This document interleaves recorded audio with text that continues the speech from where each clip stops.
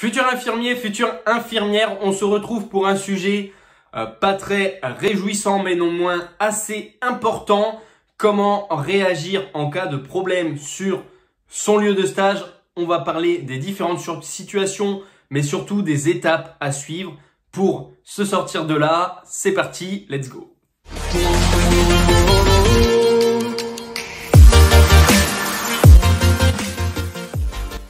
Yes, alors on va voir ensemble comment gérer une problématique que l'on rencontre avec l'équipe ou le service dans lequel on réalise son stage. Effectivement, c'est le domaine de la santé plus globalement qui jouit de problèmes de harcèlement, surtout avec ces stagiaires, quelle que soit la filière. On en connaît aussi pour les soins infirmiers. Je vous avais fait une vidéo sur la maltraitance étudiante que vous retrouvez.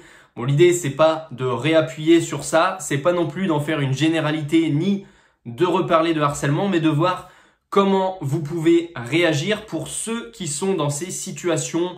Et je sais qu'il y en a peut-être pas beaucoup, mais il y en a puisque l'on reçoit des témoignages et j'imagine qu'il y en aura encore dans les commentaires, comme on en retrouve souvent dans ce type de vidéo. L'idée, c'est de vous donner 4 étapes à suivre qui, je l'espère, vous aideront à gérer cette situation selon aussi son degré de gravité. Tout de suite, on commence avec l'étape 1. Dans un premier temps, il vaut mieux essayer de parler avec la ou les personnes avec lesquelles on a un différend.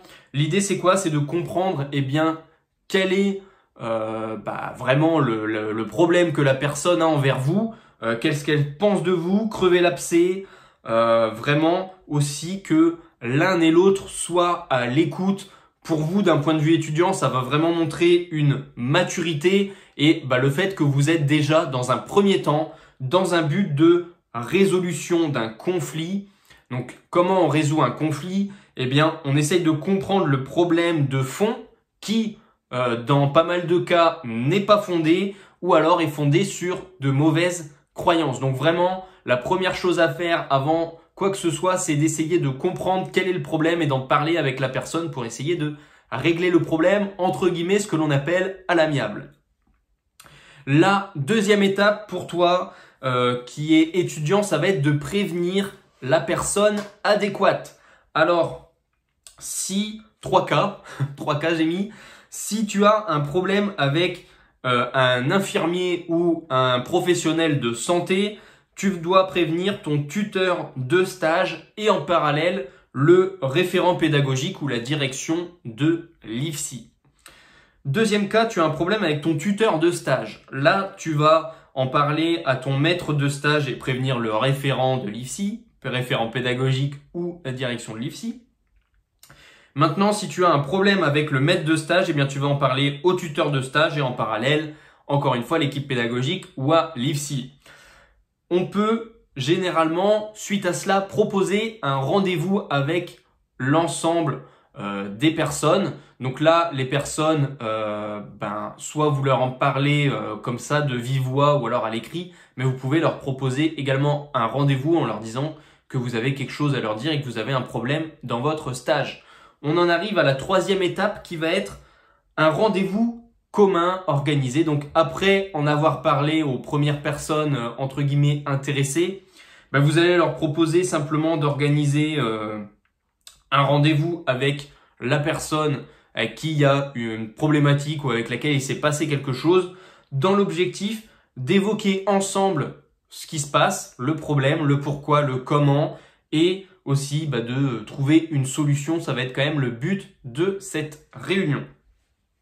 Quatrième étape, si ça va plus loin que ça, selon le degré du harcèlement, je vous inviterai et vous avez la possibilité d'aller porter plainte. Auprès du commissariat de police ou de la gendarmerie, une plainte ne peut pas vous être refusée et quoi qu'il arrive, elle sera transmise au procureur de la République.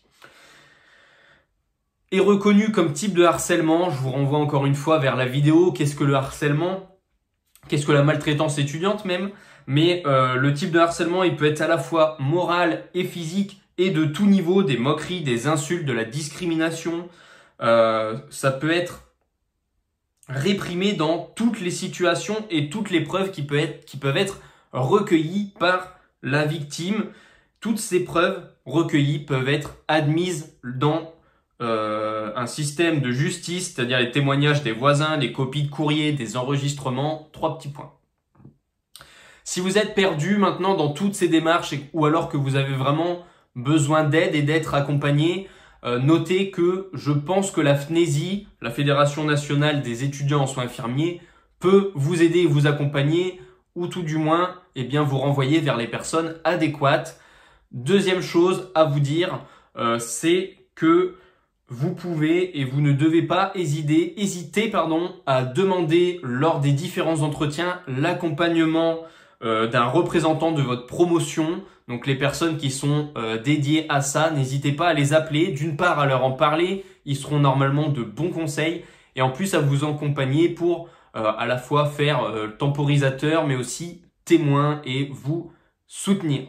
Donc voilà pour cette vidéo, comme je disais dans l'intro, pas très réjouissante mais non moins utile selon moi pour ceux qui seront dans ces différents cas. Voilà, j'espère que cette vidéo vous a plu et on se retrouve très vite pour une prochaine vidéo de conseil. Ciao!